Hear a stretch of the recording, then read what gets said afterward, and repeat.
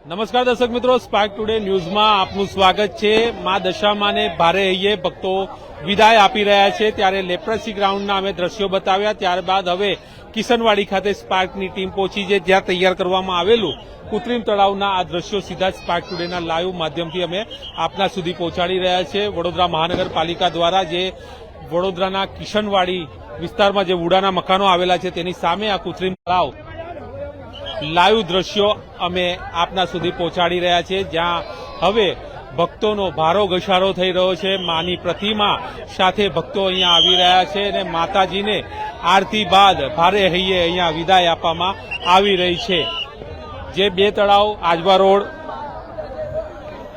અને કિશનવાડી વિસ્તારમાં જે તૈયાર કરવામાં આવ્યા છે તેમાંનું એક લેપ્રસી ગ્રાઉન્ડ અને એક ગ્રાઉન્ડ આ કિશનવાડી ખાતેનું વુડાના મકાનની સામે આવેલું આ કૃત્રિમ તળાવ વડોદરા મહાનગરપાલિકા દ્વારા જે તૈયાર કરવામાં આવ્યું છે, ત્યાં અત્યારે મોટી સંખ્યામાં ભાવિક ભક્તો અહીંયા આવી રહ્યા છે। માની પ્રતિમાને અહીંયા ભારે હૈયે વિદાય આપવામાં આવી રહી છે।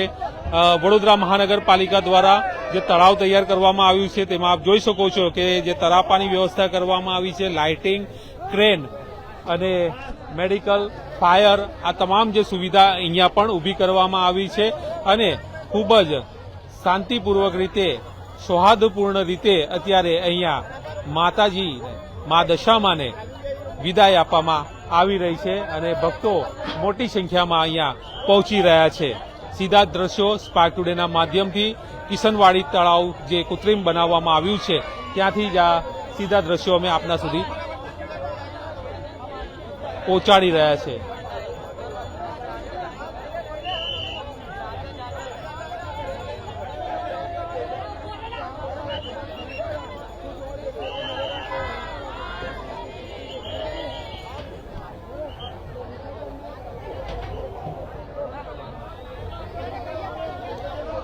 દર્શક મિત્રો, 10 દિવસના આતિથ્ય માણ્યા બાદ જ્યારે હવે માને વિદાય આપવામાં આવી રહી છે તો મા દશામાના જયઘોષ સાથે અત્યારે હવે 10મા દિવસે માતાજીને હવે વિદાય ભારે હૈયે ભક્તો આપી રહ્યા છે અને લેપ્રસી ગ્રાઉન્ડ ખાતેના જે અમે દ્રશ્યો બતાવ્યા, અમારી ટીમ અલગ અલગ જે કૃત્રિમ તળાવ તૈયાર કરવામાં આવ્યા છે ત્યાં ઉપસ્થિત છે અને અલગ અલગ જગ્યા પરથી રિપોર્ટિંગ કરી અને આપના સુધી અત્યારે કઈ રીતે મા દશામાનું આ વિસર્જન થઈ રહ્યું છે તેની લાઈવ અપડેટ આપના સુધી પહોંચાડી રહ્યા છે। ત્યારે અમે લેપ્રસી ગ્રાઉન્ડ ખાતેના આપને દ્રશ્યો બતાવ્યા। ત્યારે હવે આ કિશનવાડી ખાતેનું આ કૃત્રિમ તળાવ છે, આસપાસના જે પણ રહીશો છે, ભક્તો છે, તે અહીંયા આવી અને આ તળાવમાં વિસર્જન કરી શકે છે।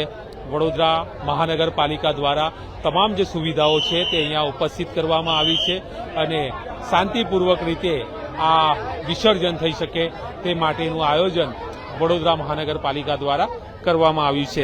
તરવૈયાઓની જે ટીમ છે તે પણ મોટી ટીમ એક અહીંયા ઉપસ્થિત છે, ફાયર વિભાગનો સ્ટાફ પણ અહીંયા ઉપસ્થિત છે અને જલ્દીથી જલ્દી કોઈ રૂકાવટ વગર મા દશામાનું વિસર્જન થાય એ પ્રકારનું આયોજન વડોદરા મહાનગરપાલિકા દ્વારા કરવામાં આવ્યું છે।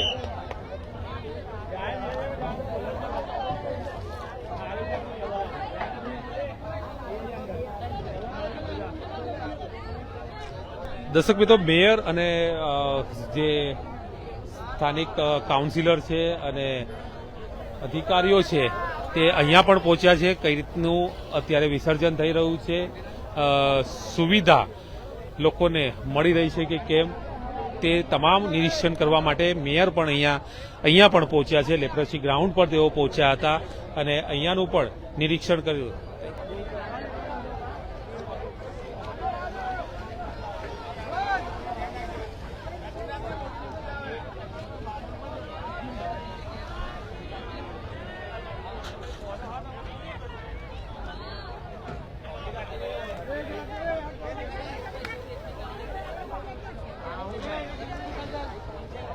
દર્શક મિત્રો, તો આપણે જોયા દ્રશ્યો, શાંતિપૂર્વક રીતે, સૌહાર્દપૂર્વક અહીંયા દશામાની પ્રતિમાઓનું વિસર્જન કરવામાં આવી રહ્યું છે। મોટી સંખ્યામાં ભાવિક ભક્તો અહીંયા પહોંચી રહ્યા છે અને ભારે હૈયે મા દશામાને વિદાય આપી રહ્યા છે। કેમેરામેન રાહુલ કપ્તાન સાથે Paresh Makwana, spark today news, Vadodara.